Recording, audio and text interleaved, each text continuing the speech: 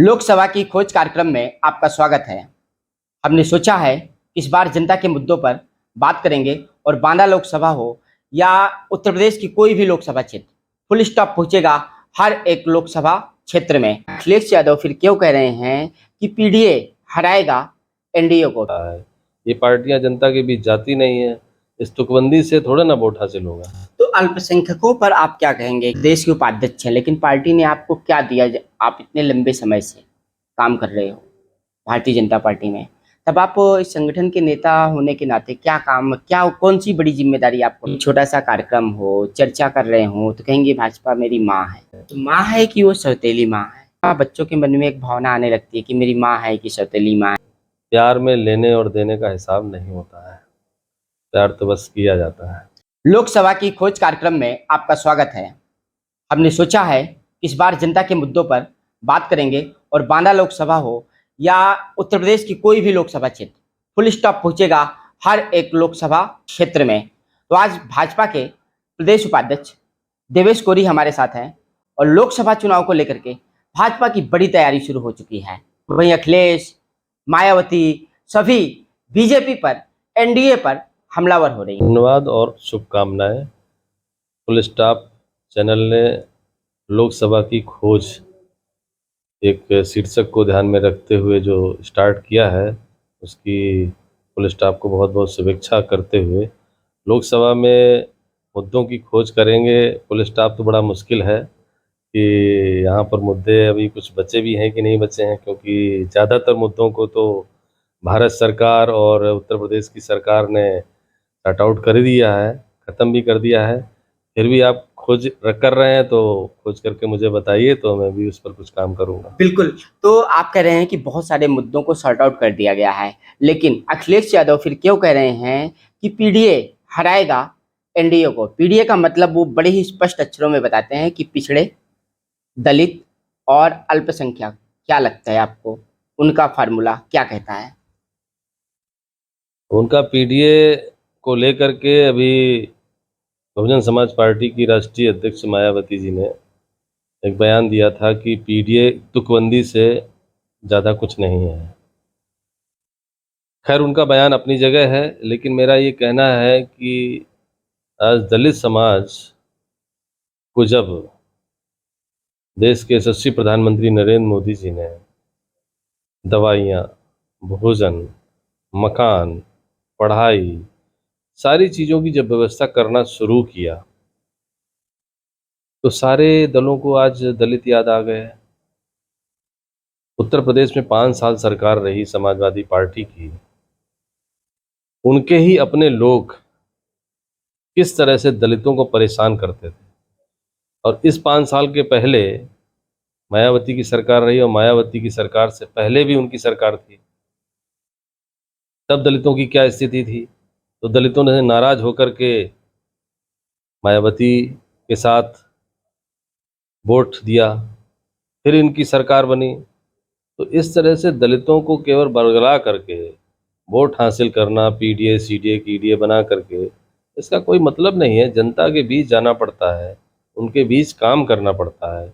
ये पार्टियां जनता के बीच जाती नहीं है।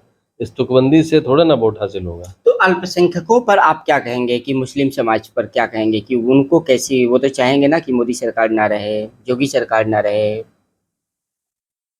ऐसी एक धारणा पूर्व में थी कि अल्पसंख्यक भारतीय जनता पार्टी को वोट नहीं देता है। अभी मैंने नगर पालिका के जो चुनाव हुए निकाय के, उस निकाय के चुनाव में मैंने सर्वेक्षण किया कई जगहों पर, और वहाँ पर जो ऐसे मोहल्ले थे जहाँ टोटल मुस्लिम आबादी रहती है, यानी एक भी सिंगल आबादी दूसरे समाज की नहीं रहती है, वहाँ भी भारतीय जनता पार्टी को वोट मिला। किस आधार पर मिला? देखो, एक मनुष्य को जीने के लिए भोजन चाहिए, वो उनको भाजपा की सरकार दे रही है। उनको पढ़ाई चाहिए, भाजपा की सरकार दे रही है।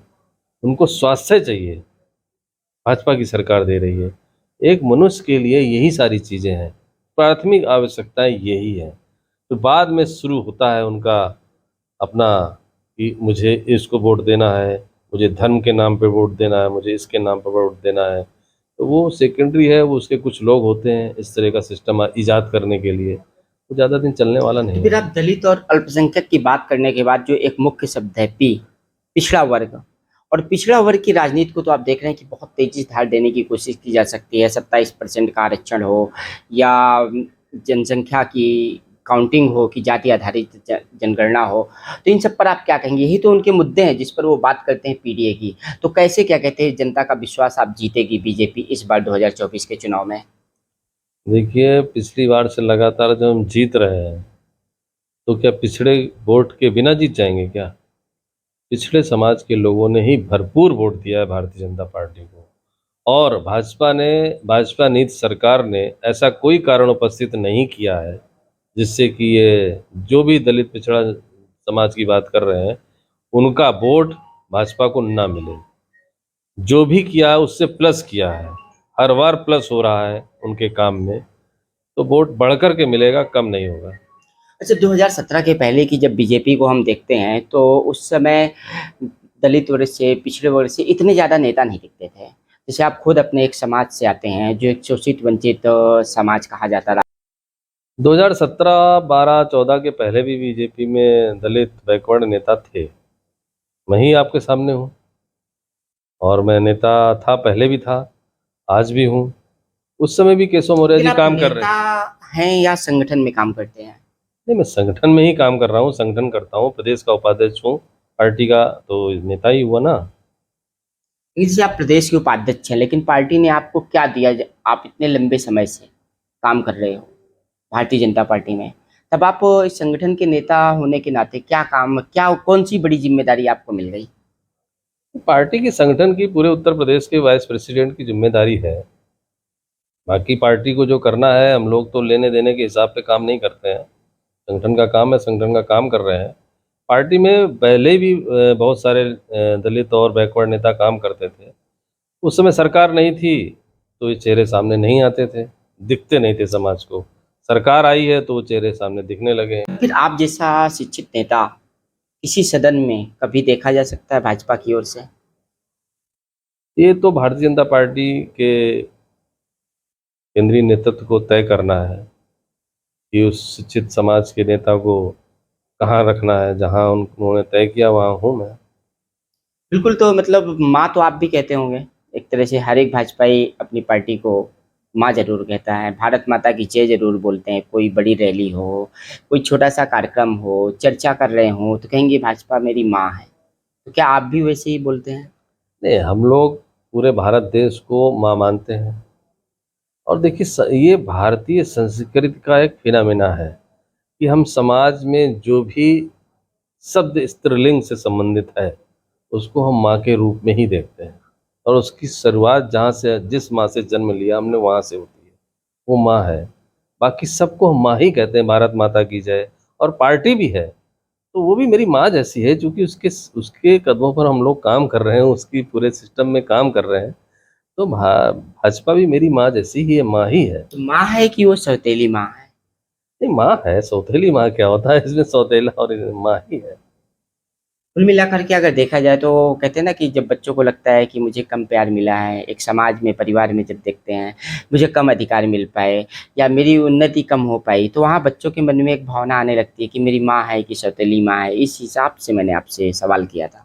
नहीं, मैंने आपको पहले भी कहा, जब हम लोग काम करते हैं तो उसमें प्यार में लेने और देने का हिसाब नहीं होता है। प्यार तो बस किया जाता है।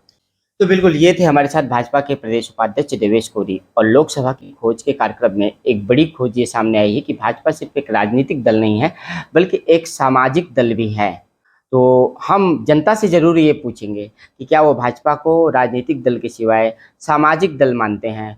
तो हम फिर मिलेंगे ग्राउंड लेवल पर जनता के साथ लोकसभा की खोज कार्यक्रम में।